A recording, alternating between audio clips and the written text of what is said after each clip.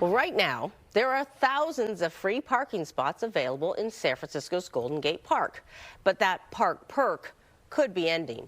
Mayor Daniel Lurie says he is open to eliminating free parking on roads in the park in order to bring more revenue to balance the budget.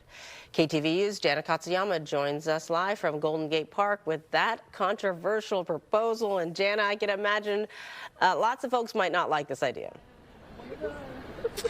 Yes, Claudine. In fact, the people that we talked to overwhelmingly said that they didn't like this idea. But, you know, as you mentioned, there are actually paid lots that do generate revenue underneath the DeYoung Museum and the California Academy of Sciences. But out here across from the Botanical Gardens, all of the people who are parking along this road and other roads in the park do not have to pay. And that is something which, for some people, they say it's an important and attractive thing that brings them to the park.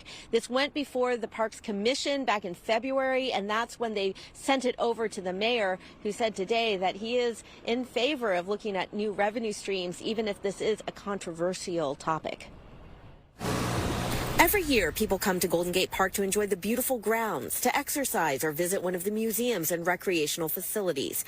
But the Rec and Parks Department says with 20 million visits per year, the budget has not kept up with growth. So our deficit for the next 2 years is $16.5 million. Department spokesperson Tamara Barrick-Apperton says that is why they're grateful Mayor Daniel Lurie is supporting a plan to end free street parking and begin charging vehicles. The proposal calls for creating 3,100 parking spots on the streets with a charge of $3 an hour to park. That's expected to generate $4.9 million per year. On Thursday, Mayor Daniel Lurie said the city needs new revenue streams. We have to find revenue sources to keep our parks safe, clean. It's up for discussion. Rec and Parks Commissioner Larry Mazzola was the only no vote when it came up in a February meeting. That's one of the jewels of San Francisco that's left where they don't charge for parking. And I understand they need to raise money, but I don't want to do that on the residents of San Francisco's back. The only people left that won't be charging Golden Gate Park are going to be the coyotes if we start charging everybody to park there. Some residents do support keeping services, but others say the city should find funds elsewhere. Every day, come here, every day I need to pay $3.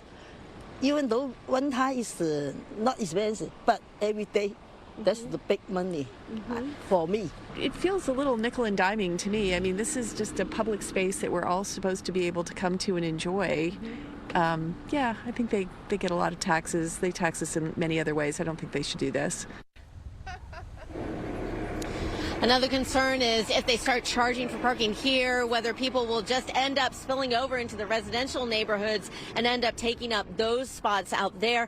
But some of the people say that they do want to see the park be able to continue to employ the gardeners, to have the recreational camps and things like that for children. So all of this is going to go before the Board of Supervisors to make decisions. And we saw at one time, Claudine, where this proposal had been set up and people shot it down. So we'll just have to see where the mayor, where the supervisors, and where the people of San Francisco weigh in.